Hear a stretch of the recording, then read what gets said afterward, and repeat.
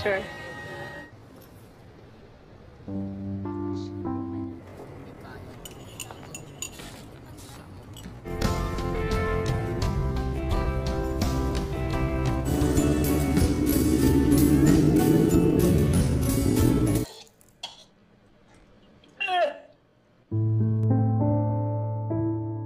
Film dibuka dengan memperlihatkan seorang wanita yang bernama Ellie, di mana saat itu Ellie bekerja sebagai marketing di sebuah showroom mobil dan Jack sebagai customernya.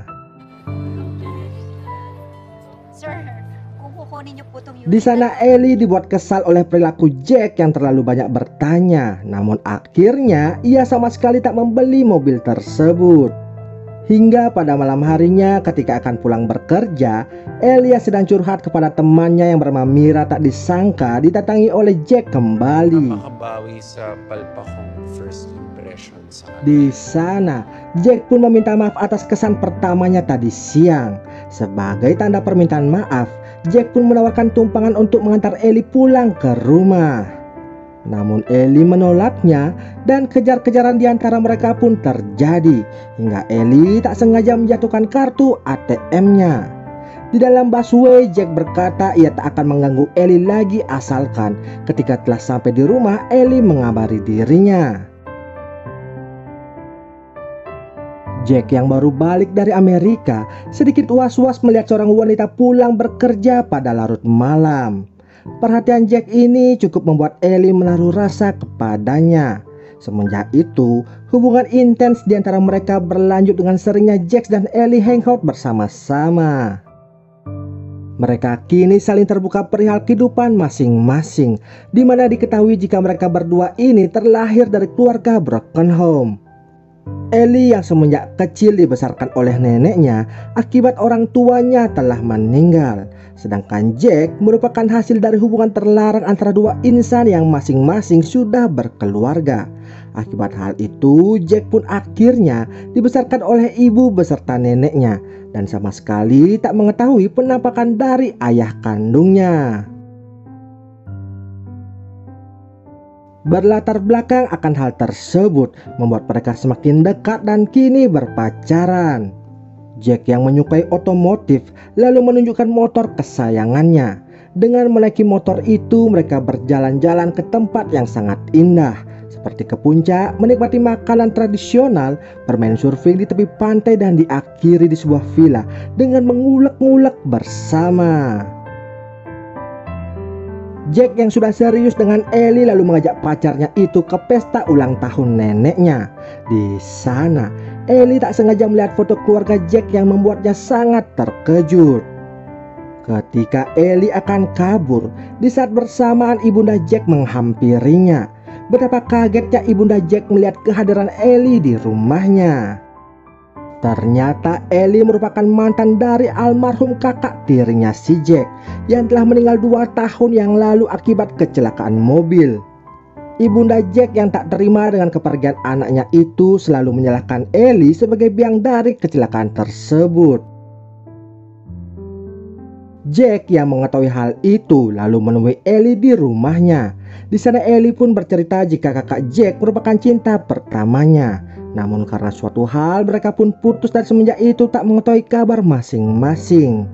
Di sana Ellie juga berkata jika sekarang yang ia cintai hanyalah Jack dan ia sudah melupakan masa lalunya. Akan tetapi Jack masih tak terima dengan kenyataan pahit tersebut. Namun ia tetap berupaya menjadi pria yang terbaik untuk Ellie dengan melakukan hal-hal yang sangat romantis agar Ellie benar-benar 100% mencintainya dengan sepenuh hati. Di satu sisi, ibunda Jack mengajak Ellie untuk bertemu. Di sana ia mengungkit-ungkit masa lalu Ellie dan menyuruhnya untuk menjauh dari kehidupan anaknya. Dengan berlinang air mata, Ellie berupaya keras meyakinkan ibunda Jack jika ia tulus mencintai anaknya dan ia sama sekali tak ada hubungannya dengan kematian kakak tiri dari si Jack.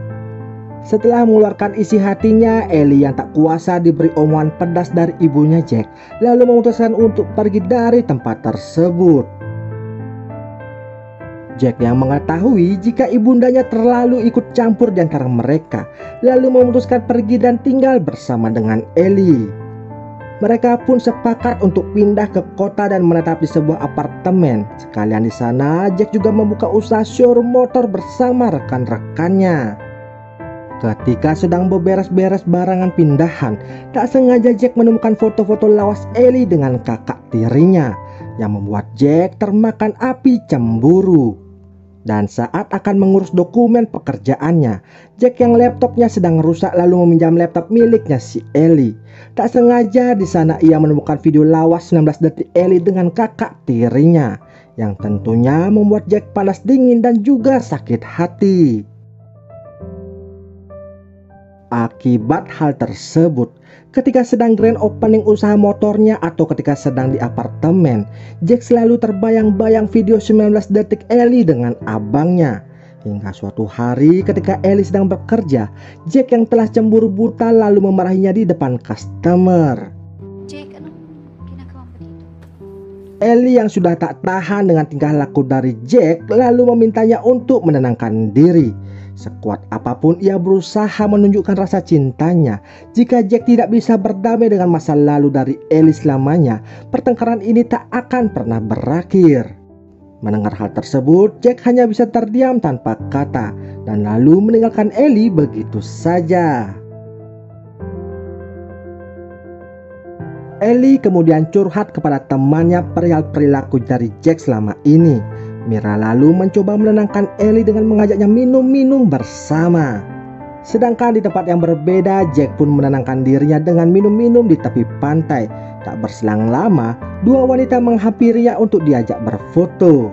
Siapa sangka foto itu memperparah kerengangan di antara mereka. Mira yang melihat foto Jack di Facebook lalu melaporkannya kepada Ellie. Melihat hal tersebut, Ellie semakin muak dengan kelakuan dari Jack dan saat mereka bertemu, di sana Ellie meminta untuk rehat sejenak dari hubungan yang rumit ini.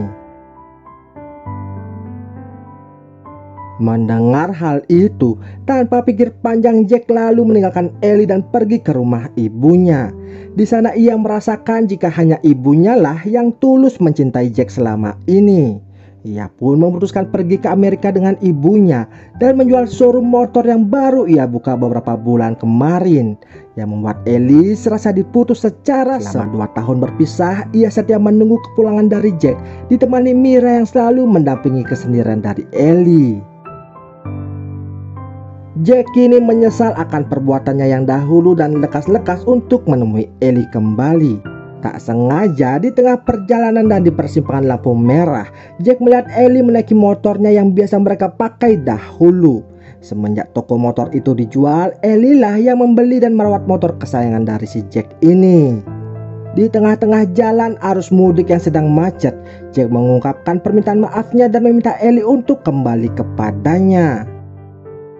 Ellie yang sudah lama menanti-nanti momen tersebut tak kuasa meneteskan air mata dan mengiyakan ajakan itu untuk kembali dengan kekasihnya. Dan film ini pun selesai.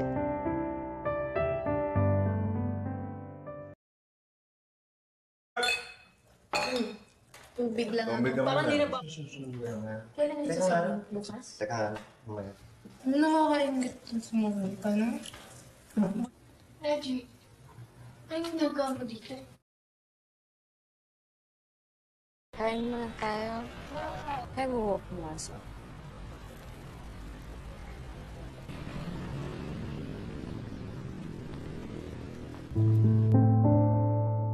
Film dibuka dengan memperlihatkan seorang pria yang bernama Bogi, dan ia saat ini bekerja sebagai security di sebuah pabrik di kota Manila. Saat sedang bertugas, Bogi ditelepon oleh pacarnya yang bernama Monica. Di sana, pacarnya mengatakan jika hari itu ia sedang tidak enak badan, sehingga tak bisa menemani Bogi video callan saat bekerja dan ingin beristirahat di kosannya.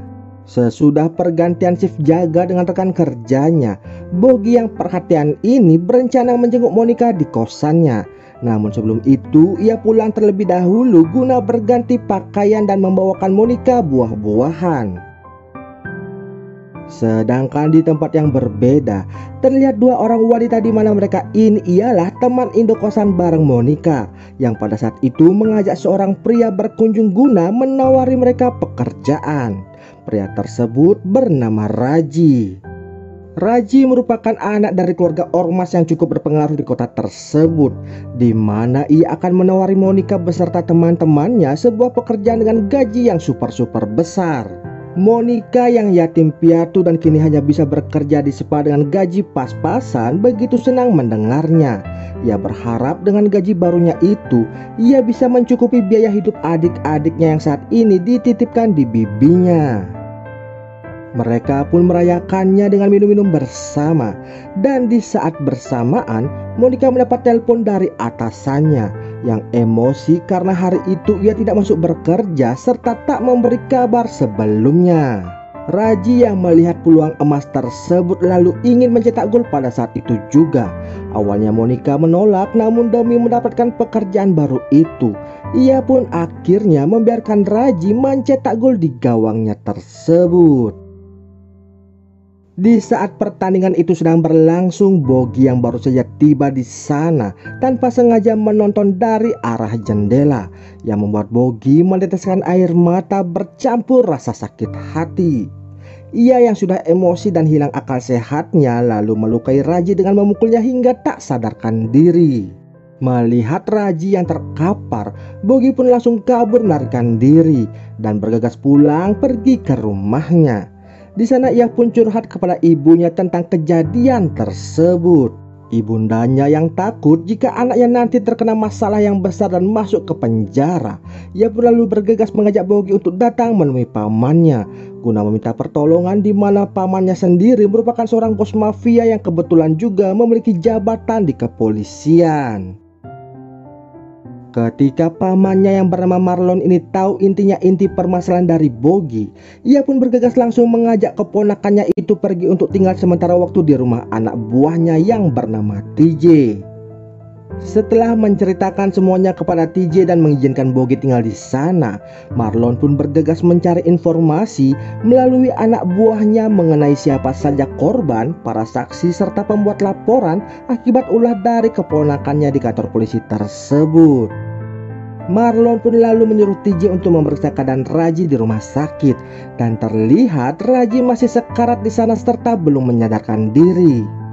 Ayahnya Raji sangat emosi sekali.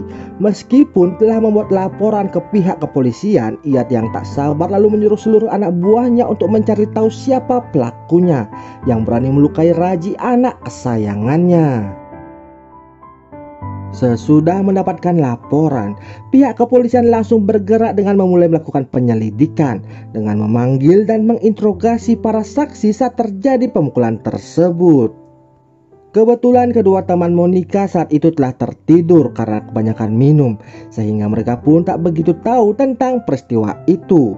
Mau harus mau, Monica akhirnya jujur dan mengatakan jika pelaku yang melukai Raji ialah Bogi, kekasihnya sendiri.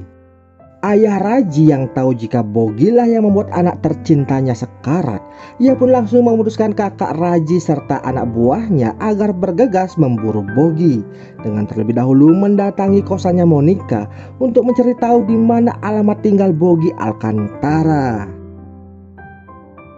Setelah tiba di tempat tinggal Bogi, kakak Raji itu pun berpura-pura berbelanja di sana agar ia bisa berkomunikasi dengan ibundanya Bogi. Dan di sanalah kakak Raji pun mengancam serta titip salam agar Bogi mau bertanggung jawab atas apa yang ia perbuat. Di satu sisi Monica yang gelisah karena terseret ke dalam masalah besar ini dan merasa hidupnya terancam. Ia pun meluapkan kekesalannya kepada kedua orang temannya karena mereka berdualah biang dari awal permasalahan tersebut karena membawa Raji datang ke kosan mereka. Mengetahui pelaporan dari keluarga Raji sudah berlangsung ke tahap penyidikan, Marlon pun menganjurkan agar Bogi datang menemui Monica untuk membujuknya dan mencabut semua pernyataan yang telah ia katakan kepada pihak kepolisian.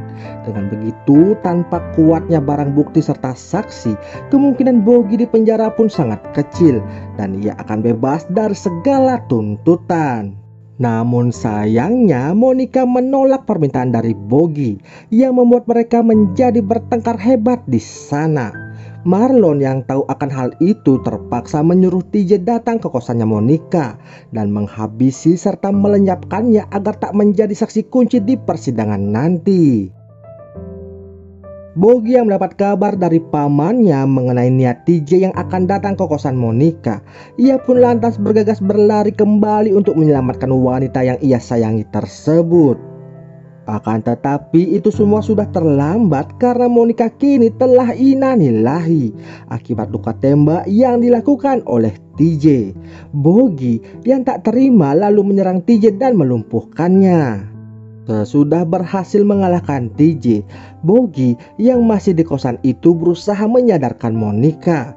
Akan tetapi tiba-tiba dari arah belakang Abang Raji datang dan langsung membawa Bogi ke suatu tempat untuk membalas dendam adiknya itu dengan menyiksa Bogi bertubi-tubi hingga berujung innalillahi. Di akhir film ini Raji yang telah siuman dan keadaannya mulai membaik lantas diperbolehkan pulang ke rumahnya. Marlon yang tak terima dengan kepergian dari keponakannya tersebut lalu mengejar mobil keluarga Raji dan mencegatnya di tengah jalan. Ia pun beserta anak buahnya lalu menghujam peluru ke arah mobil tersebut yang membuat Raji beserta keluarganya kini pergi untuk selama-lamanya.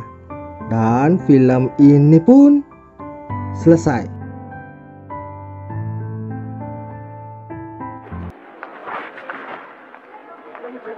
Nika Ramos tinatanggap mong maging asawa si Bob. Iharap ko siya kay Lord. Mabait siya. Guwapo. Dahil sa'yo. May LBM kasi ako eh. Pa! Ma! Si Beth po. Hello po. Ano, bakit parang bakit? Berlatar belakang aktivitas belajar di sebuah kelas. Di sana nampak terlihat seorang murid yang bernama Ana diganggu oleh teman-temannya. Lalu dari arah belakang seorang wanita bernama Beth datang menegur teman-teman prianya itu dengan memukul mereka berkali-kali. Diceritakan, Beth merupakan siswi yang baru pindahan ke sekolah tersebut. Dalam percakapannya dengan Ana di dalam toilet itu, Beth mengatakan jika ia seorang anak tunggal yang sering berpindah-pindah sekolah mengikuti orang tuanya yang dinas ke luar negeri. Ia pun hanya sementara di Manila dan sesudah itu akan pindah sekolah lagi sesudah tahun ajaran ini berakhir. Sebagai ucapan terima kasih, Ana lalu mengundang Beth untuk datang ke rumahnya dan ikut merayakan pesta ulang tahun ayahnya. Mendengar hal itu dengan senang hati, Beth lalu mengiyakan ajakan tersebut. Singkat cerita, pada malam harinya Ana bercerita kepada orang tuanya jika ia memiliki teman baru yang bernama Beth dan meminta izin kepada mereka untuk mengundang Beth hadir ke acara pesta ulang tahun ayahnya. Mendengar hal tersebut, ayahnya yang bernama Conrado dan ibunya yang bernama Melba sangat senang sekali dan lalu mengizinkan Ana untuk mengundang teman barunya itu. Lalu saat akan beristirahat, Conrado dan Melba kembali membicarakan persiapan pesta ulang tahun tersebut. Namun saat mengecek-ngecek email pekerjaannya, tiba-tiba Conrado dikirim foto yang mantap jiwa oleh seseorang dan dengan cepat ia langsung menutupnya. Melba pun melirik-lirik curiga. Secepat kilat Conrado yang panik lalu mengalihkan perhatiannya itu dengan merayu Melba untuk mengajaknya mengulek-ulek bersama. Lantas esok harinya saat jam istirahat sehabis meeting dengan pegawai-pegawainya, Conrado dihampiri oleh salah satu dari marketingnya yang bernama Karen. Di sana Karen bertanya apakah bosnya itu sudah menerima email yang ia kirim kemarin malam. Ternyata foto enak-enak yang hampir membuat rumah tangga Conrado gonjang-ganjing itu ialah ulah dari pegawainya sendiri.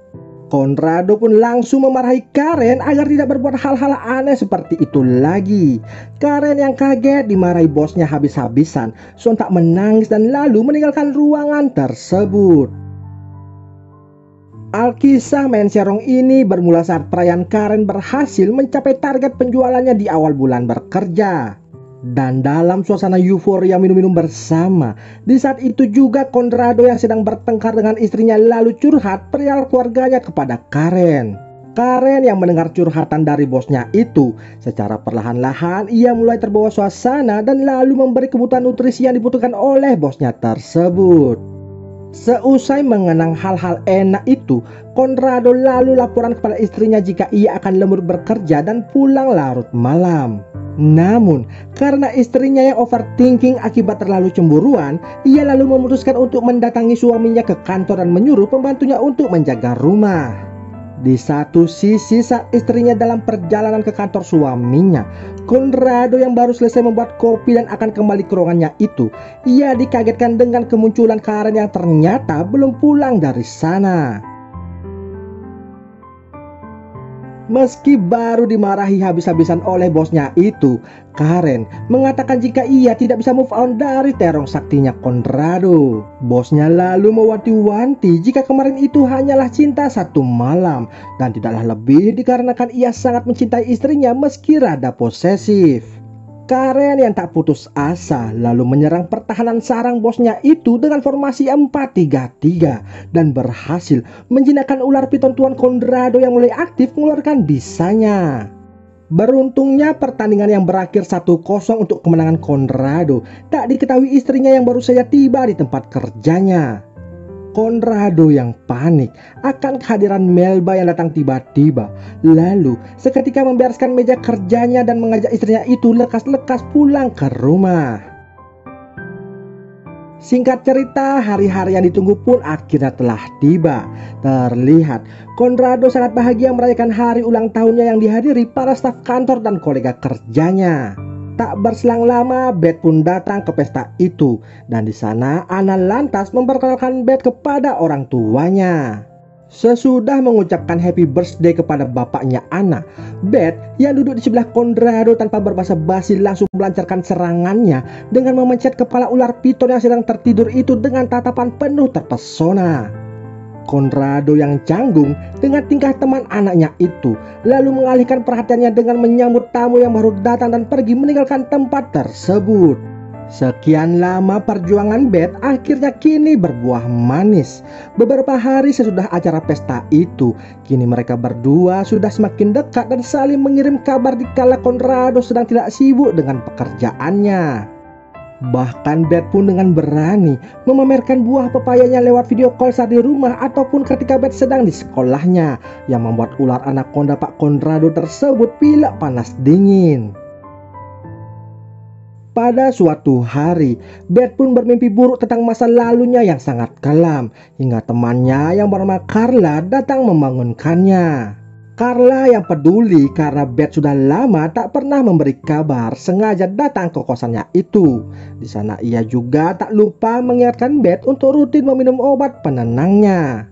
Diceritakan karena masa lalunya yang sangat suram membuat Beth stres dan mengalami sedikit gangguan kejiwaan. Lantas pada suatu malam ketika Conrado masih lembur bekerja, ia mendapatkan pesan kembali dari Beth yang ingin bertemu dengannya. Karena tak ada balasan, Beth lalu mengirim foto dirinya bersama Anna yang sedang berada di rumah mereka. Hal itu pun membuat Conrado menjadi panik dan memutuskan balik pulang ke rumahnya, dikarenakan takut main serongnya ini dibocorkan ke istri dan anaknya itu.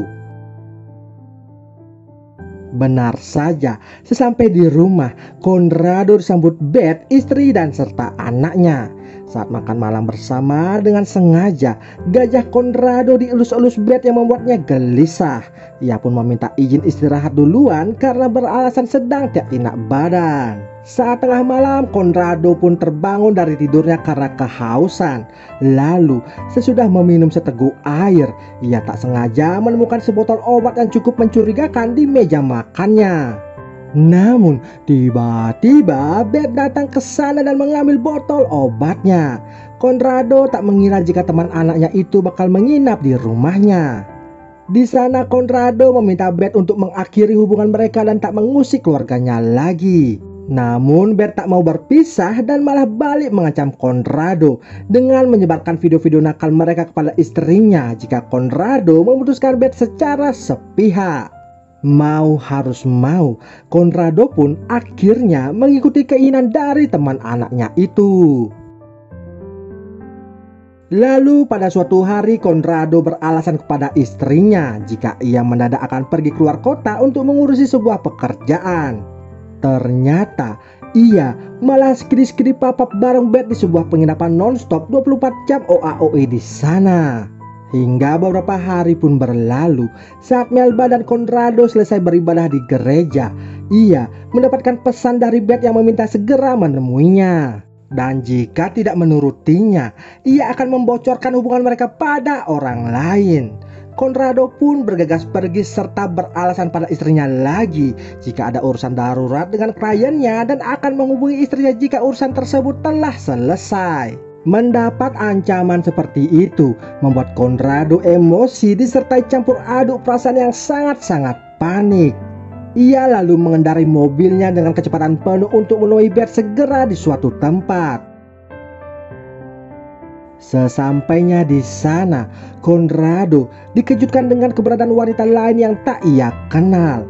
Ternyata Beth mengajak Carla dan meminta Conrado bermain bersama-sama dengan mereka berdua. Di sana Beth pun berjanji kepada Conrado jika ini merupakan permainan terakhir mereka.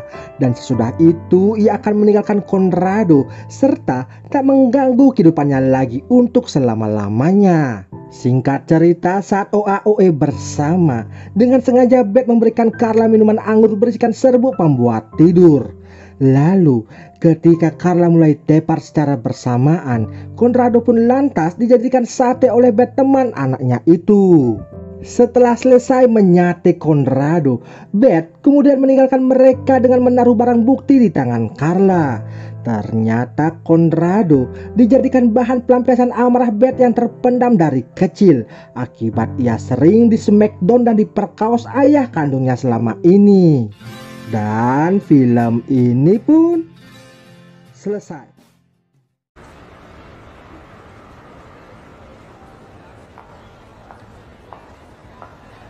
May sundo ako eh.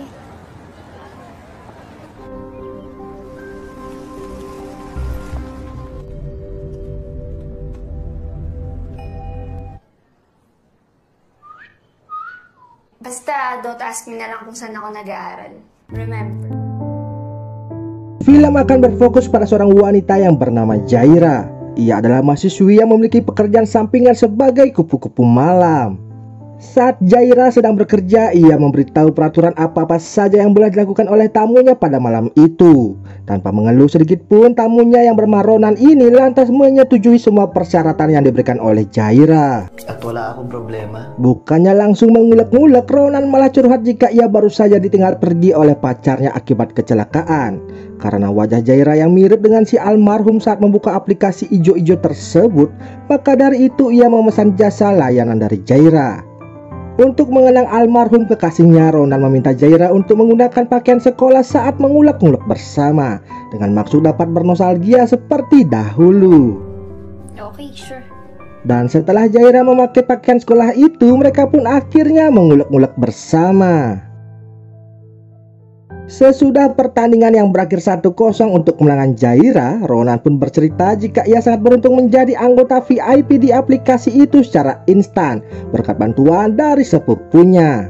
Dikarenakan hanya tamu yang memiliki akses VIP atau super VIP saja yang bisa bertemu dengan Jaira dalam aplikasi tersebut. Swerte ako. Kehidupan Jaira di siang harinya begitu terbalik. Nampak dia sangat fokus belajar di salah satu universitas khusus wanita jurusan psikologi dan jarang bergaul dengan teman-teman kampusnya. Ha? Wala. Wala naman ako ikikwet. Sige, I'll go ahead. Bye. Pada suatu hari Jaira mendapat tamu yang bernama Mr. L. Namun Jaira ini menolak ajakan mengulek-ngulek bersama dikarenakan Mr. L mau mencetak gol tanpa menggunakan helm pengaman. Karena masih ada jam kosong, si Jaira ini lantas mengajak Ronan untuk bertemu. Sesampainya di tempat tujuan, Jaira pun jujur jika ini pertama kalinya ia mengajak tamunya bertemu di luar kamar. What's happening to my boundaries? Di sana Ronan juga mengatakan jika ia masih saja menganggap Jaira ini ialah si Sophie almarhum kekasihnya dahulu. Oleh sebab itulah ia mengajak Jaira untuk bertemu di kafe tersebut. Really? Sweet mo talaga. Malam harinya Ronan ditelepon oleh sepupunya yang bernama Tommy. Si Tommy inilah yang membuat Ronan bisa masuk ke kelas VIP secara instan. Di sana Tommy pun menanyakan kesan-kesan Ronan tentang aplikasi tersebut. Ronan lalu menjawab jika ia sangat senang karena bisa mengobati masa lalunya. Bos Jaira yang bernama Madam yang saat itu bersama Tommy mencoba menawarkan Ronan untuk berkencan dengan orang baru. Tentu saja Ronan menolaknya karena ia sudah paten dengan gocekannya si Jaira. Good night po, madam. Hari demi hari hubungan Ronan dengan Jaira semakin dekat. Nampak mereka saling bertukar pesan, berlanjut telepon-teleponan hingga mengunjungi tempat tinggalnya si Ronan. Lalu ketika di rumah Ronan, Jaira menawarkan diri untuk menjadi Sophie agar mengobati kesedihannya si Ronan. Karena menurut ilmu psikologi yang dipelajari di kampus, bermain peran bisa mengobati luka hati dari seseorang. Oleh sebab itu, Jaira siap membantu Ronan dengan berperan menjadi Sophie. Psychology. Pada suatu hari, bos Jaira menghubunginya dan menanyakan kepada Jaira kenapa hanya mau menemui Ronan saja. Bahkan ia mendapat aduan dari Mr. L jika pertemuannya dibatal secara sepihak. Jaira langsung membela diri dengan mengatakan saat ia bertemu dengan Ronan, tamunya itu selalu meminta perpanjangan waktu sehingga ia tidak dapat menerima tamu lainnya. Sedangkan untuk kasus Mr. L, ia tidak mau meladeninya karena tamu itu tak mau menggunakan helm pengaman saat mengulek-ngulek bersama. Ia yang biasa protektif dan tertutup masalah urusan pribadi terhadap tamu-tamunya, kini mengizinkan Ronan lebih mendalam memasuki kehidupannya. Itu dikarenakan hubungan Jaira yang semakin dekat dengan Ronan yang tanpa ragu lagi, Jaira lantas mengajak Ronan untuk datang ke kosannya. Di sana, Jaira dibuat terkejut ketika Ronan menyatakan cintanya. Ia juga belakangan ini sudah move on dan tak menganggap Jaira ini sebagai si Sophie. I love you, Jaira. Jaira ternyata juga memiliki perasaan terhadap Ronan dan dalam percakapan itu, Ronan berjanji akan full menggunakan jasa Jaira hingga kontrak Jaira dengan si Madam ini berakhir. Lalu ketika sedang tidur, Jaira ditelepon oleh si Madam kembali. Di sana Madam mengatakan jika besok Jaira harus meladeni tamu super VIP.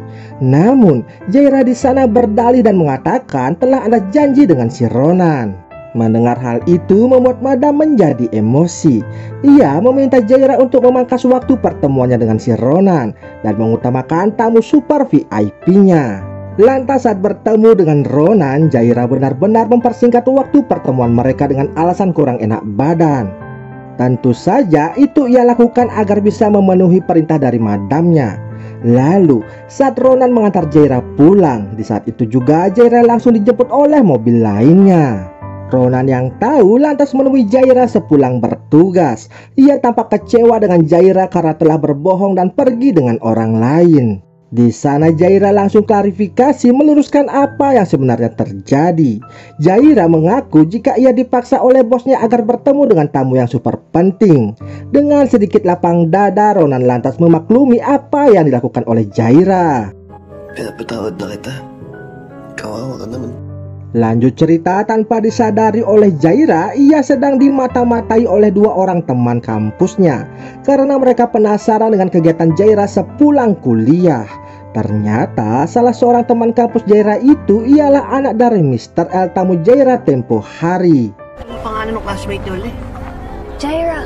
Mr. L lalu menelpon Jaira pada malam harinya dan mengatakan jika ia akan menyebarkan foto-foto Jaira yang ia dapati di aplikasi tersebut untuk ia kirim ke keluarga Jaira yang berada di kampung.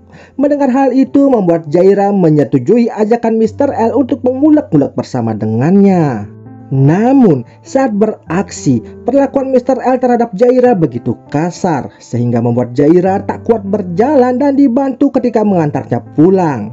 Apesnya, di sana Ronan melihat Jaira yang dituntut oleh Mr. L ke dalam kosannya. Ronan pun menjadi galau yang membuat ibundanya meminta Tommy untuk menghiburnya. Singkat cerita, Jaira pun akhirnya curhat kepada Madam tentang Mr. L yang selalu saja memaksanya untuk mengulek-ngulek bersama. Tentu saja Madam akan membantu permasalahan dari anak buahnya tersebut. Di sana Madam mengatakan akan menjadwalkan pertemuan mereka bertiga agar masalah ini lekas selesai. Madam, di ko na alam gagawin ko. Di hari berikutnya, tiba-tiba Tommy dan Ronan kembali mendapati berita tentang meninggoinya seseorang di televisi. Tampak wajah Jaira yang terpampang dalam CCTV itu. Jaira yang menjadi tersangka lalu pergi ke sebuah tempat terpencil. Di sana ia menelpon Ronan agar mau menemuinya di tempat tersebut. Sesampainya Ronan di sana, Jaira berkata jika ia telah ditipu oleh si Madam. Karena setelah melakukan pertemuan dengan Mr. L, ia malah ditinggal berduaan dalam kondisi Mr. L yang sudah meninggoy. Namun nyatanya Madam sendiri juga telah meninggoy di tempat yang berbeda. Dengan tingkah yang aneh dan kasar, Ronan mengajak Jaira pergi dari tempat itu. Dan ternyata pelaku tersebut tak lain tak bukan ialah Ronan itu sendiri. Si Conan, yung kakambal niya sa loob. Di sana baru terungkap jika Ronan memiliki kepribadian ganda, di mana pribadi satunya yang bernama Conan ini ialah yang membuat anak buah Madam dan lainnya meninggoy. Serta ia jugalah yang ternyata mendorong Sophie hingga terjatuh dan innalillahi. Itu ialah cara Ronan menunjukkan cinta kepada kekasihnya, serta cara Ronan memperlakukan orang jika tak menuruti kemauannya. Lalu Ronan alias Conan ini pun akhirnya meninggoy akibat didor oleh suaminya si Madam. Dan tak lama kemudian polisi pun datang untuk mengamankan keduanya. Dan film ini pun selesai.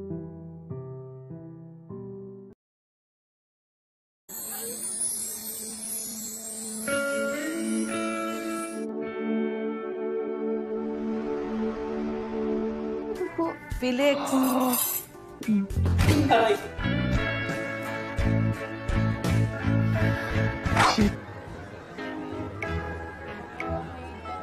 Oh. Ganito pala sa motel, no? Yan ang girlfriend mo. Film dibuka dengan memperlihatkan seorang pria yang bernama Felix. Saat yang lainnya fokus belajar, ia malah dengan asiknya menggambar sebuah anime mantap jiwa dan hingga tak terasa karyanya itu ketahuan oleh dosen yang membuat ia pun akhirnya dihukum di depan kelas. Felix ini memiliki teman seperjuangan yang bernama Lino dan juga Garfield. Mereka bertiga ini tergolong cupu dan masih ting-ting di antara rekan-rekan sebayanya. Tak berselang lama, pacar Felix yang bernama Katy pun datang menghampiri mereka. Felix dan Katy ini sudah berpacaran cukup lama, namun mereka sama sekali belum pernah mengulek-ngulek bersama. Pada hari ulang tahunnya minggu depan, Katy meminta hadiah pada Felix untuk mencetak gol ke gawangnya. Felix dengan sedikit ragu mengiyakan ajakan tersebut. Lalu saat pulang kuliah, temannya Lino memberikan sebuah teknik baru cocol-mencocol dengan menggunakan kulit lumpia. Mendapat pengetahuan baru itu, Felix ingin sekali mencobanya. Namun sebelum itu, ia mampir dulu ke dagang kaset untuk membeli film sebagai bahan eksperimennya. Sesampainya di rumah, ia langsung mengambil lumpia yang masih fresh itu dan memasukkan terong bengkoknya. Sedang asik-asiknya olahraga, tiba-tiba bibinya pulang ke rumah dan memberi info jika esok akan ada seorang yang akan datang ke rumah mereka. Tamu yang datang tersebut ialah anak dari teman ibunya dan nantinya akan menginap beberapa bulan di rumah itu juga. Sesudah percakapan itu selesai, bibi Felix yang merasa lapar langsung mengambil lumpia yang ada di atas meja dan langsung memakannya. Bibi Felix yang sangat senang dengan lumpia itu lalu berkata jika mayonesnya cukup berlimpah dan juga sangat-sangat gurih yang membuat Felix menjadi canggung di hadapan bibinya tersebut. Esok harinya terlihat Felix yang sedang berjalan menuju ke kampusnya. Di tengah perjalanan itu matanya terfokus pada seorang wanita yang baru saja turun dari angkutan umum. Wanita tersebut bernama Katy.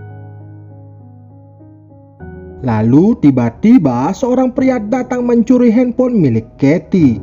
Melihat hal tersebut, Felix langsung bergegas mengejar pencuri itu.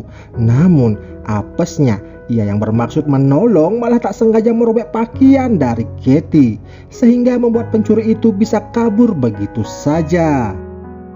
Setelah kejadian tersebut, Felix dengan terburu-buru bergegas menuju kampusnya. Dan untung saja ia belum terlambat.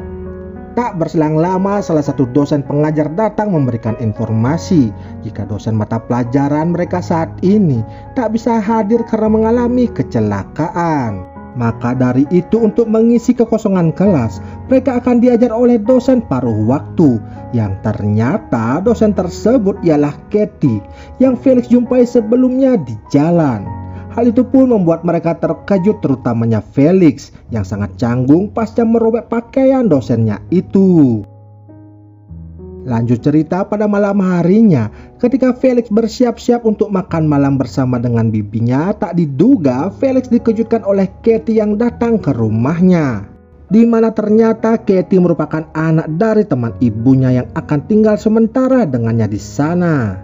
Saat Katie tahu jika ia akan tinggal sementara dengan mahasiswanya sendiri, ia lalu membuat perjanjian dengan Felix jika mereka harus berpura-pura tak saling mengenali ketika nanti berada di kampus. Karena Katie tak mau mahasiswa yang lainnya menceritakan hal-hal yang aneh antara mereka berdua. Singkat cerita, tibalah hari ulang tahun pacarnya Felix. Mereka kemudian pergi ke sebuah hotel dengan bermaksud untuk mengulek-ngulek bersama. Akan tetapi, ketika mereka sedang mengulek-ngulek, tiba-tiba Felix menyebut nama Katie yang membuat pacarnya itu emosi dan lalu memutuskan Felix. Lalu pulanglah Felix ke rumahnya. Di sana terlihat Katie meminta tolong untuk menemaninya pergi ke suatu tempat. Ternyata Katie sedang memata-matai dan menangkap basah pacarnya yang sedang main serong dengan wanita lain. Hal itu pun membuat Katie menangis dan merasa sangat-sangat bersedih. Akibat dari peristiwa tersebut, Katie yang masih terbawa emosi lantas melampiaskan kepada mahasiswanya saat sedang mengajar. Felix yang melihat Katie dalam keadaan stres lalu mencoba menghiburnya dengan mengatakan agar Katie jujur dengan perasaannya kepada sang Arjunanya yang main serong di belakangnya. Katie kemudian menelpon pacarnya tersebut dan langsung mengeluarkan unek-uneknya, serta tak lupa juga saat itu ia langsung memutuskan hubungan dengan pacarnya tersebut. Sesudah lega melampiaskan emosi dan juga memutuskan pacarnya itu, Katie seketika kembali ceria dan bersemangat membuka lembaran baru dengan menjalani hari-harinya penuh sukacita. Lalu ketika Katie dan Felix sedang makan bersama, tiba-tiba teman Felix datang ke sana dan menangkap basah mereka berdua yang sedang suap-suapan. Mau harus mau, Felix lalu menjelaskan kepada teman-temannya itu keadaan yang sebenarnya. Dan agar Garfield serta Lino mau tutup mulut, Katie lalu mengajak mereka pergi bersenang-senang ke sebuah bar pada malam itu juga. Nah, mulai dari sinilah hubungan Felix dan Katie semakin dekat dan bermekaran, yang membuat Felix semakin baper serta sangat-sangat bahagia. Hingga di suatu hari ketika Felix baru saja tiba di kampus, ia melihat Katie yang diusir dari tempat itu. Lalu ketika Felix simpang ke pasar, pedagang langganannya itu lantas memanggilnya dengan memberi info jika ada video terbaru yang baru saja keluar. Ketika Felix melihat video yang baru itu, ia dikagetkan dengan wajah Katie yang terpampang di video tersebut. Ternyata video 3GP ini sengaja disebarluaskan oleh mantan kekasih Katie yang tak terima diputuskan secara sepihak. Felix yang lumayan lama melihat video itu membuat perasaannya menjadi campur aduk. Emosinya kian memuncak hingga secara refleks membanting VCD milik pedagang langganannya tersebut. Sesudah itu, seketika Katie menghilang dari kehidupannya si Felix. Hingga suatu malam, Katie tiba-tiba muncul untuk berpamitan dengan si Felix. Terlihat Felix pun sangat bersedih dikarenakan Katie akan meninggalkan dirinya.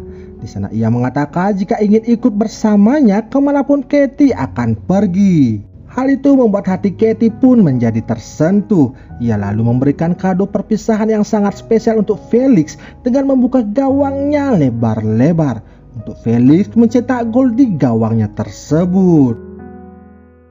Beberapa tahun pun berlalu, Felix kini telah bekerja sebagai seorang kreator komik dan telah memiliki pasangan serta kehidupan yang baru.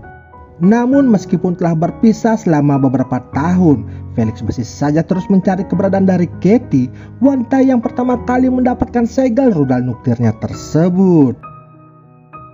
Lalu di akhir film ini terlihat Felix yang kembali datang ke kampusnya. Ia lalu pergi ke atap gedung di mana tempat ia dan juga Katie dulu sering menghabiskan waktu bersama-sama. Tak berselang lama tiba-tiba Katie muncul dari arah belakang Felix dan berjalan menghampirinya secara perlahan-lahan. Terlihat Felix sangat bahagia di sana ketika melihat kedatangan Katie yang selama ini ia nanti-nantikan. Dan film ini pun selesai.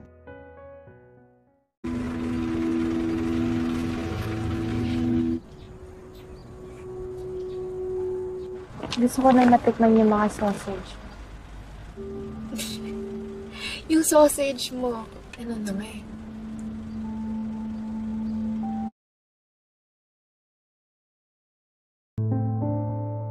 Film dibuka dengan memperlihatkan seorang pria yang bernama Dev, yang merupakan pemain basket terkenal yang dikala itu sedang melakukan sesi pemotretan untuk sebuah sponsor. Finally, anong petsa na? Just Marie, apprentice ko. Di sana terlihat Dev sangat tertarik dengan fotografer magang yang bernama Marie, dan singkat cerita mereka pun akhirnya berpacaran. Sedangkan di tempat yang berbeda kita diperlihatkan dengan seorang wanita yang bernama Lila, dan ia merupakan penggemar berat dari Dev yang selalu update berita terbaru dari idolanya tersebut. Diceritakan Dev mengalami cedera parah yang mengakibatkannya pensiun dini dan beralih profesi sebagai staf pelatih basket, sekaligus membuka usaha makanan siap saji. Mr. Baller to Mr. Beast. Hingga tak terasa 4 tahun pun telah berlalu, di mana Dev dan Marie kini telah menikah dan sedang mempersiapkan kehadiran si buah hati. Namun kebahagiaan mereka sirna begitu saja dikala dunia mengalami pandemi yang membuat usaha Dev bangkrut dan dipecat sebagai staf pelatih akibat liga basket yang berhenti tanpa kepastian. Dampak dari semua itu membuat Marie menjadi stres dan keguguran akibat permasalahan ekonomi tersebut. Dev lantas menyarankan agar menjual kedua rumah mereka untuk biaya bertahan hidup. Namun Marie menolaknya dikarenakan Dev tidak memberikan solusi yang terbaik sehingga membuat Marie semakin emosi kepadanya. Hindi ko gusto mawala ng trabaho. Hindi ko alam na magsasara pala yung mall. Pero Dave, mag-isip ka! Mal! Tak berselang lama Dev mendapat orderan makanan dari seseorang dan janjian bertransaksi di keesokan harinya. Ternyata yang memesan makanan tersebut ialah si Lila. Terlihat Dev terpesona pada pandangan pertama hingga membuatnya menjadi sangat salah tingkah. Yung sausage mo. Tama. Di satu sisi Lila yang kini telah dewasa tentu tak menyia-nyiakan kesempatan itu, dan ia pun lantas mengajak Dev untuk makan bersama-sama. Yung mga sausage. Dev pun langsung mengajak Lila ke rumah pribadinya yang lain, dan di sana mereka pun saling bercerita tentang kehidupan masing-masing. Di mana Lila bercerita jika ia merupakan selebgram dan berterus terang sudah menjadi penggemar berat Dev sejak sedari kecil. Bahkan mereka pernah dekat, namun di sana Dev berkata jika ia tak ingat sama sekali dikarenakan sudah terlalu lama. Lila juga mengatakan jika ia tahu mengenai istri Dev yang saat ini sedang merintis usaha bunga hias dan sedang bekerja sama dengan bibi sahabatnya yang memiliki kedai kopi. Perbincangan mereka berlangsung cukup lama, disertai minum-minum bersama yang membuat Lila kepanasan dan memberi kode keras kepada Dev untuk mengecasnya. Dev yang kebetulan sudah lama tidak mendapat asupan nutrisi lantas tak menyia-nyiakan kesempatan tersebut, dan sesudah itu mereka pun akhirnya cangkul-mencangkul bersama-sama. Seusai kerja kelompok, secara diam-diam Lila memfoto kedekatan mereka tanpa Dev sadari. Bahkan setiba di rumah, Dev selalu ditelepon oleh Lila yang membuatnya risih dan langsung memblokirnya karena takut aksinya itu ketahuan oleh Marie. Tentunya hal tersebut membuat Lila menjadi emosi dan secara diam-diam mengikuti Dev di keesokan harinya hingga ke tempat kerjanya. Saat bertemu dengan Dev, Lila meluapkan emosinya dikarenakan idolanya itu kabur begitu saja. Dev lalu meminta maaf dan menjelaskan jika ia sudah berkeluarga, serta menganggap itu semua hanyalah cinta satu malam saja. Pasensya na. Pero mahal ko ang asawa ko. Lila yang tak terima diperlakukan seperti itu, ia pun lantas pulang dan langsung curhat di sosial medianya mengenai perilaku dari idolanya tersebut. Siya yung nagkamali. Lalu di keesokan harinya saat Lila datang ke kedai kopi sahabat bibinya itu, ia tak sengaja bertemu dengan Mari. Mereka pun berkenalan dan singkat cerita menjadi teman yang sangat akrab.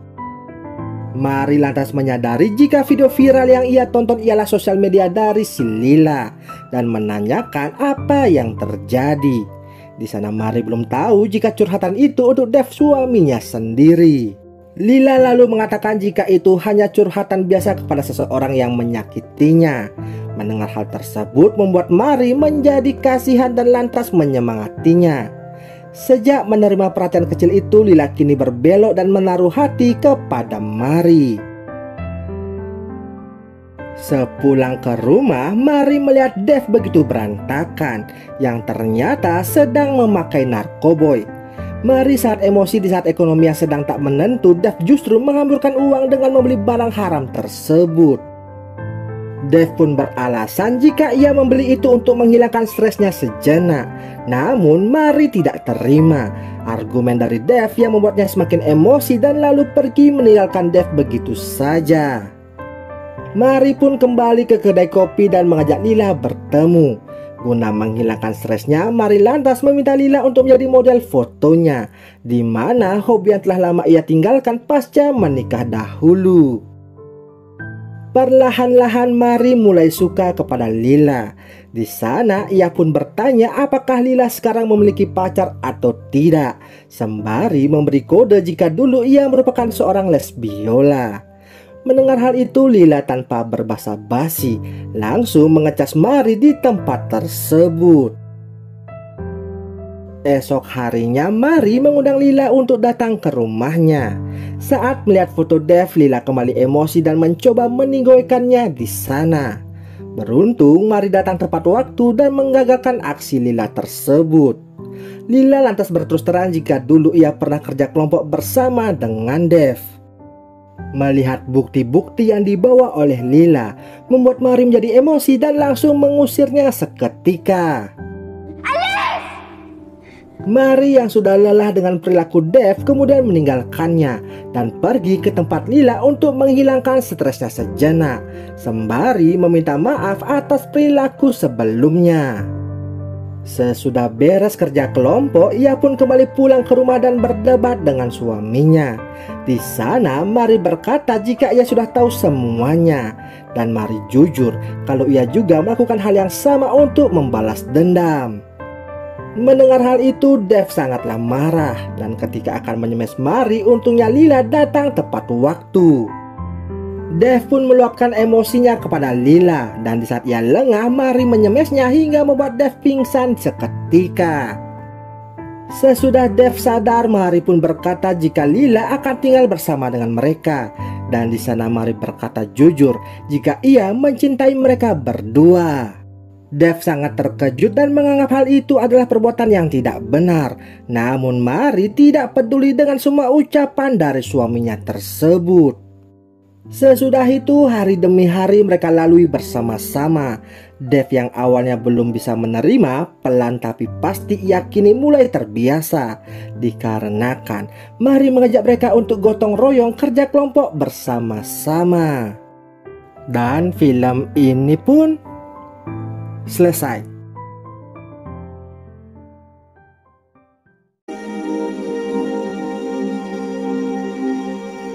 Mahirap kasi sa tatay mo. Hanggang ngayon, wala pa rin tiwala sa akin.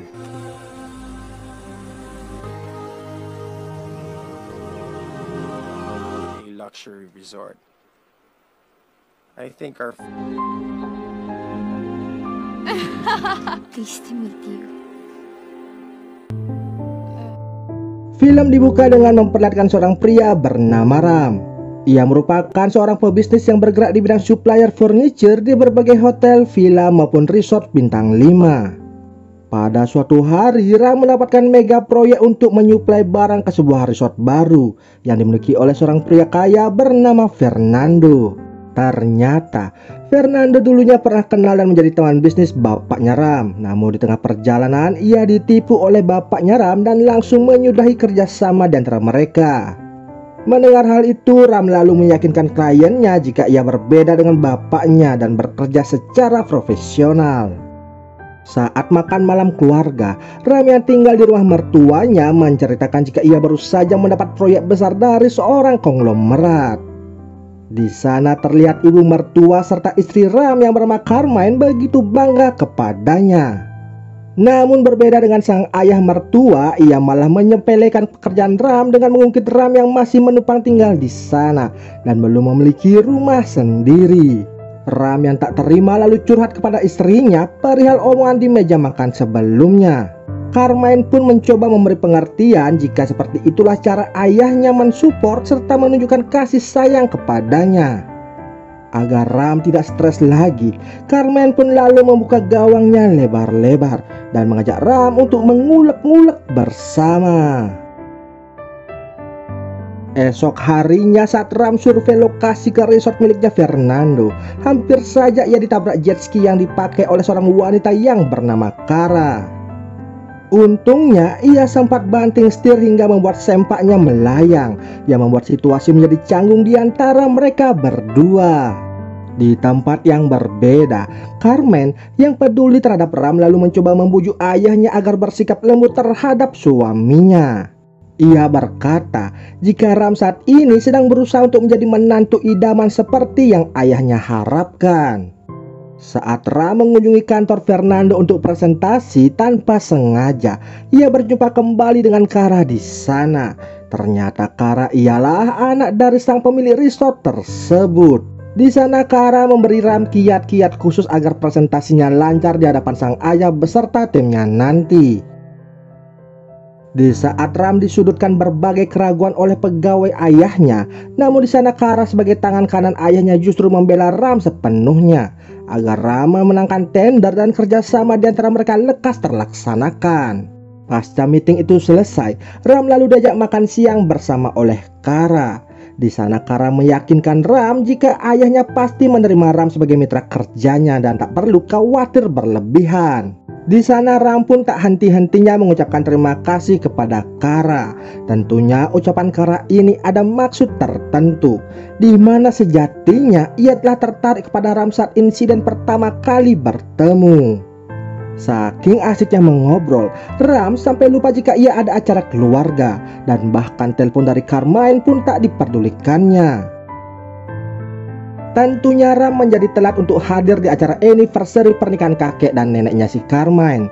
Di sana terlihat Carmine begitu cemberut saat menyambut kedatangan dari suaminya. Ini terjadi akibat Carmine trauma dengan tingkah ayahnya yang doyan main serong dan takut jika Ram diam-diam melakukannya juga. Kebetulan saat di pesta itu, ayah Carmine terlihat manja ke seorang wanita yang membuat ibundanya menjadi sangat emosi. Ibu Carmine pun lalu mengingatkan anaknya agar selalu mengawasi Ram agar tak mengalami hal yang sama seperti dirinya. Lalu saat bekerja, Ram kembali diajak survei lapangan oleh Kara demi melihat lebih banyak detail setiap sudut resort milik ayahnya tersebut. Ram pun tak sanggup menolak ajakan itu karena ia merasa sangat berhutang budi kepada Kara. Bukannya bekerja, mereka malah menghabiskan waktu bersenang-senang di sana. Ram yang kini merasa ada gelagat aneh dari Kara, ia pun lalu to the point dan mengatakan kepada Kara jika ia sudah memiliki seorang istri. Bukannya kaget, Kara justru tak peduli akan statusnya Ram. Asal Ram mau mencolok-colok kue donatnya menjadi TDM-an pun tak masalah bagi Kara. Mendengar hal itu, Ram begitu sangat senang dan langsung membongkar gudang perabotan milik Kara pada saat itu juga. Lalu saat melihat wajah Carmen setiba di rumah, Ram nampak menyesal dengan apa yang ia lakukan sebelumnya.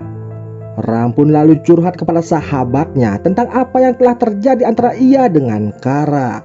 Sahabatnya pun lalu menyarankan agar Ram untuk menyudahi hal tersebut, karena menurutnya ke depan nanti kehidupan Ram akan hancur dengan hadirnya orang ketiga. Di rapat berikutnya, Ram mendapatkan pujian dari Fernando atas pekerjaan yang ia lakukan. Hal itu membuat Ram merasa sangat berhutang budi kepada Kara, karena atas bantuan dari Kara lah proyek tersebut dapat berjalan dengan sangat lancar. Bahkan saran dari sahabatnya untuk menjaga jarak kepada Kara pun tak dihiraukannya, dan Ram justru lebih banyak menghabiskan waktu bersama dengan Kara dibanding dengan Carmen, istrinya sendiri. Tanpa sepengetahuan dari Ram, Carmen beserta adiknya datang ke kantor untuk memberi kejutan. Sayangnya Ram pada saat itu tak ada di tempat, bahkan pegawainya sendiri pun tak tahu atasannya itu pergi kemana.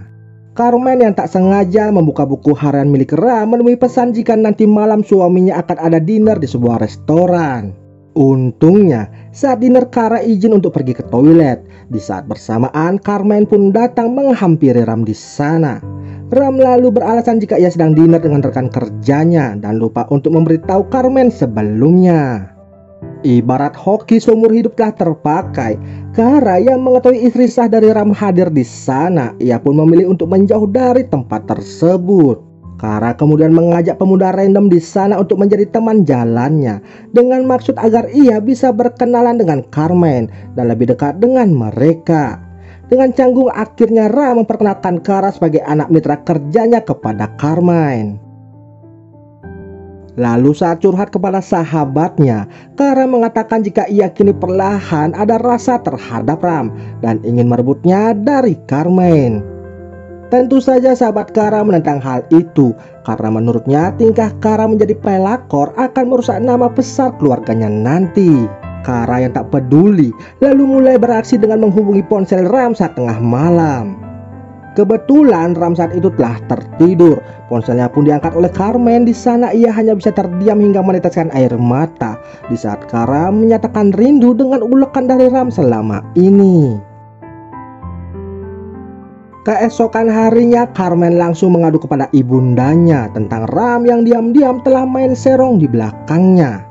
Dengan emosi yang membara, ibunya lalu menyuruh Carmen agar tak gentar melawan Kara yang berani-beraninya masuk kehidupan anaknya tersebut. Lalu saat pulang bekerja, Carmen yang langsung mengajak Ram untuk mencolok-colok stop kontaknya ditolak dengan alasan lelah dengan aktivitas seharian bekerja. Carmen yang emosi lalu mengatakan pasti itu semua ulah dari Kara. Mendengar hal itu, Ram tetap stay cool dan berakting jika Kara hanyalah mitra bisnis, dan menurutnya Carmen terlalu overthinking dan terlalu cemburuan. Esok harinya saat berbelanja di sebuah mall, tanpa sengaja Carmen dan Kara berpapasan. Bahkan mereka sempat saling memperebutkan sebuah tas yang berada di sana. Situasi semakin memanas dan berlanjut di sebuah tempat makan. Di sana Carmen mengatakan tak selayaknya Kara mengganggu hubungan orang yang sudah berumah tangga. Namun prinsip Kara sangat berbeda. Ia yang open-minded beranggapan jika itu hal yang lumrah di saat ini, dikala pasangan jenuh dan mencari selingan tanpa adanya sebuah keterikatan. Setibanya Ram di rumah, ia dikagetkan dengan penampakan Kara yang sudah berada di sana. Mereka pun makan malam bersama-sama diselingi sindiran-sindiran Carmen yang menyinggung orang ketiga. Sedangkan Ram hanya bisa berdiam diri saja di sana. Ram yang sudah tak tahan karena terus dipojokkan dan selalu dibanding-bandingkan dengan ayah Carmen yang suka main serong, membuat Ram emosi hingga membuat mereka akhirnya bertengkar hebat saat itu juga.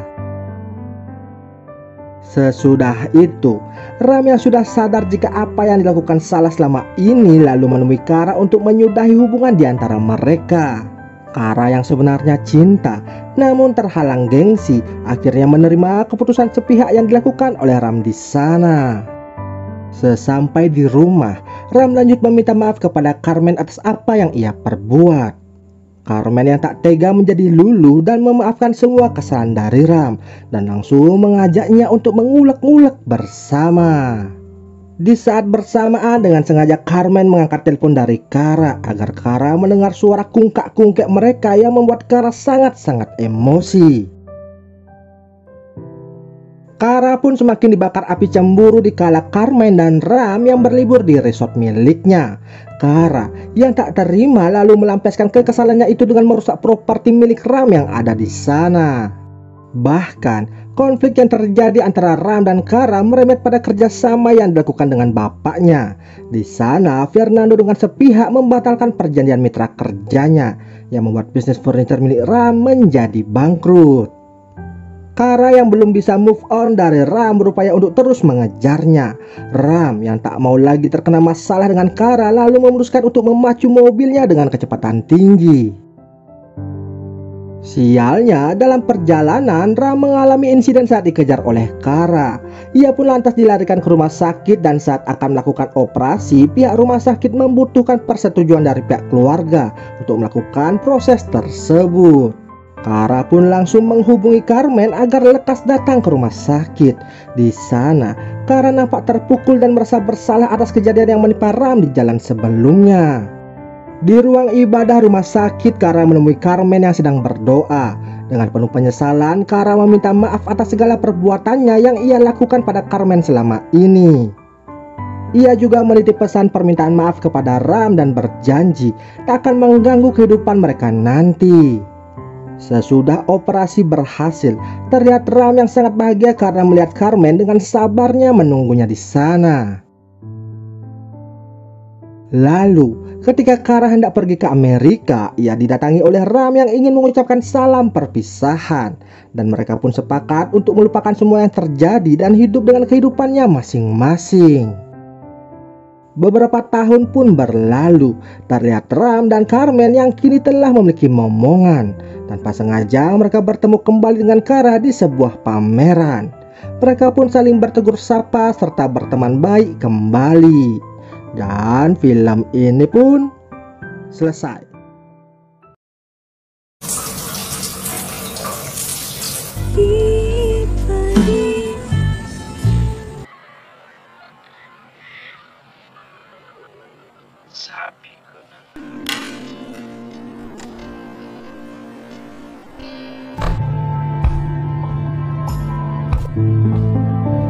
Film dibuka dengan memperlihatkan seorang gadis bernama Eva yang kini mengadu nasib di perantauan.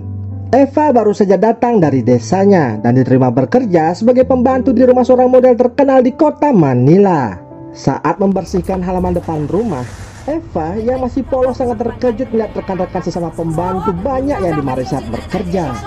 Salah satunya adalah si Lauro yang bekerja tepat di depan rumah majikannya itu. Lauro yang senyum-senyum dengan Eva langsung diomeli oleh bosnya tersebut dikarenakan kerja tidak becus dan doyan lirik-lirik pembantu di rumah tetangga. Lalu di tempat yang berbeda, kita diperlihatkan dengan seorang wanita bernama Victoria yang sedang melakukan sesi pemotretan dengan rekan-rekannya yang bernama Caroline dan juga Andrew.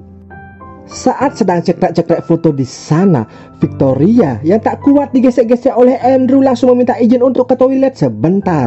Tak diduga, Andrew juga mengikutinya dari belakang dan langsung mengulek-ngulek hutan mangrove-nya dengan kecepatan penuh.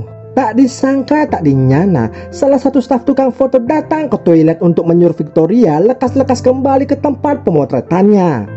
Dikarenakan cuaca yang sudah mulai mendung dan takutnya tidak mendapatkan pencahayaan yang bagus saat pemotretan nantinya.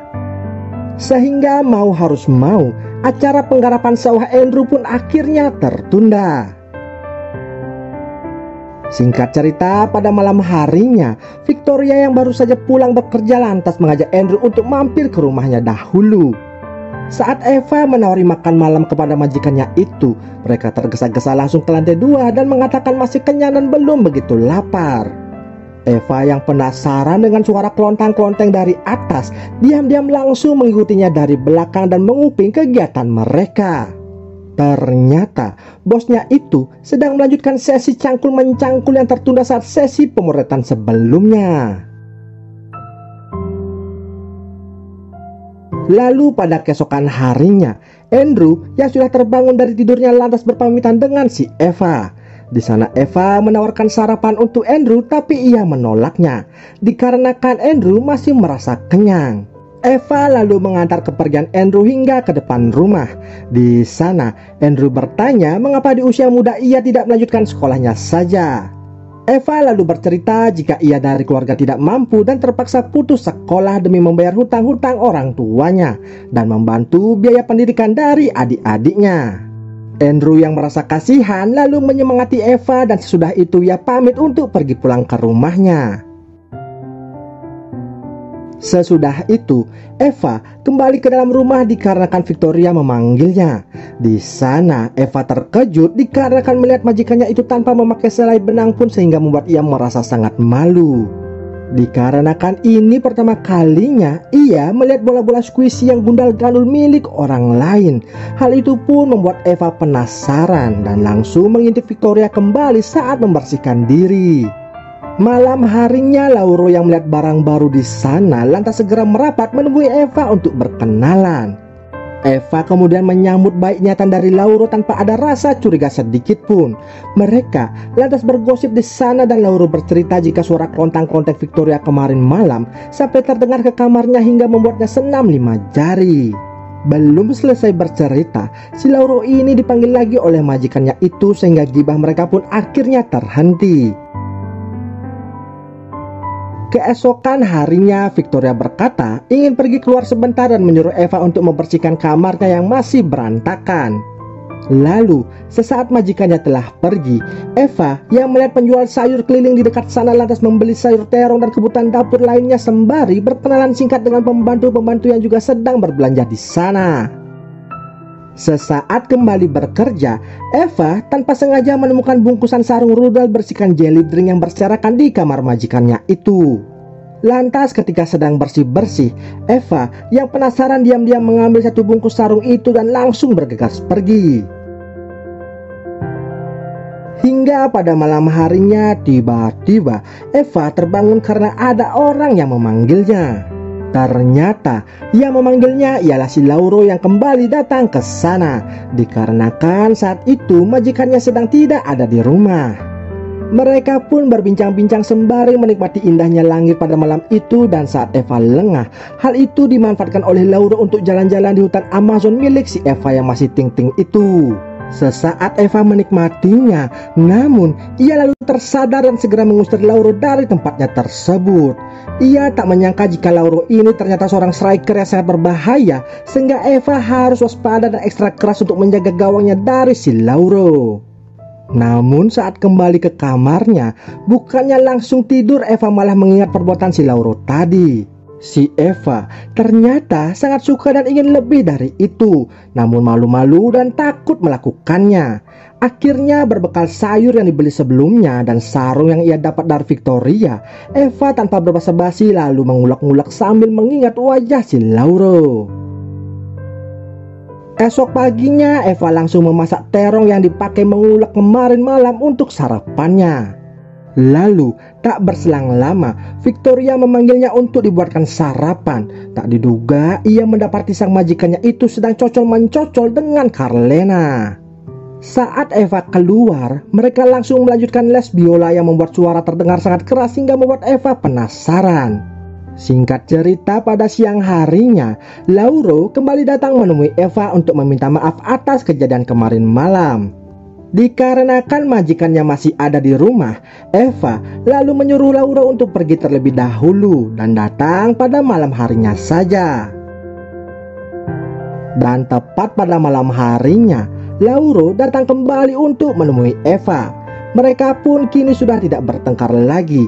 Justru si Eva ini semakin nyaman dengan perlakuan dari si Lauro. Esok paginya saat sedang sarapan, terlihat Victoria yang semakin sering melirik-lirik si Eva. Sesudah itu ia mengatakan akan keluar jalan-jalan dan berpesan tidak akan pulang pada malam itu, sehingga tidak perlu dibuatkan makan malam dan tak usah menunggunya pulang ke rumah. Kesempatan itu digunakan oleh Lauro untuk kembali datang ke sana. Karena merasa nyaman dan kondisi yang memungkinkan, akhirnya Lauro berhasil mencetak gol ke gawangnya si Eva. Namun setelah pertandingan itu selesai, Eva merasa sangat menyesal. Ia takut ke depannya nanti mendapat masalah akibat hal tersebut. Keesokan paginya saat bersih-bersih di kamar majikannya itu, Eva mencoba tidur di kasurnya Victoria dan membayangkan sedang les biola di sana. Lalu saat bersih-bersih di toilet majikannya itu, tak berselang lama Victoria kembali pulang ke rumahnya dan tak menyangka ia melihat Eva di sana. Bukannya emosi, ia lantas memberikan Eva sebuah pakaian sehingga membuat Eva semakin lebih menantang. Melihat hal itu, tak diduga Victoria langsung memperkaos meskipun hanya terjadi benturan-benturan bola bekel di sana. Namun cukup membuat Victoria merasa sangat senang. Sesudah di-unboxing oleh majikannya tersebut, Eva langsung menyuruh Laura untuk datang pada malam itu juga agar mencangkul lahan basahnya. Di sana terlihat Eva yang sangat berbeda dan terlihat lebih galak dan bersemangat. Malamnya pun akhirnya tiba. Laura tanpa berbasa-basi langsung saja meluncur ke kamarnya si Eva dan tanpa rasa takut meski saat itu Victoria masih ada di rumah tersebut. Di sana Eva mengatakan jika ia sangat mencintai Laura. Selain itu ia juga meminta pada Laura agar memakai hati saat mencangkul, bukan mau enaknya saja. Mereka pun akhirnya kembali skidi-skidi papap dengan suara yang sangat keras hingga si Victoria ini mendengar dan menguping di luar kamar. Anehnya bukannya marah, ia justru tak mau mengganggu ritual keramat dari pembantunya tersebut. Keesokan harinya Victoria memanggil Eva ke kamarnya, bukannya menyuruh bersih-bersih atau menyiapkan makanan. Namun di sana Victoria malah mengajak Eva untuk les biola dan kini Eva mau untuk melakukannya. Sesudah itu malam harinya again and again Laura kembali datang ke tempatnya si Eva untuk main sepak bola. Ternyata di sana Victoria telah menunggu mereka berdua dari tadi. Victoria langsung saja les biola di depannya Laura dan ia disuruh ikut join memainkan bass betotnya di sana. Namun Laura tidak menyukai kegiatan tersebut dan ingin 1 lawan 1 dengan si Eva dan tidak mau si Eva les biola lagi dengan majikannya itu dikarenakan ia kini benar-benar sangat mencintai Eva. Victoria yang mendengar omongan Laura langsung emosi dan tertawa mengetahui Eva yang mencintai lelaki yang seperti itu. Eva lalu menghentikan kegiatan les biolanya dan lalu mengejar Laura. Ia merasa bersalah dengan Laura dan mengatakan jika ia sangat mencintainya. Melihat ketulusan cinta dari dua orang itu membuat Victoria kini sadar dan lebih menghargai asistennya dan menganggapnya sebagai seorang sahabat. Ia juga merestui hubungan Eva dengan Laura sehingga mereka tanpa perlu sembunyi-sembunyi lagi untuk merajut kisah cintanya tersebut. Dan film ini pun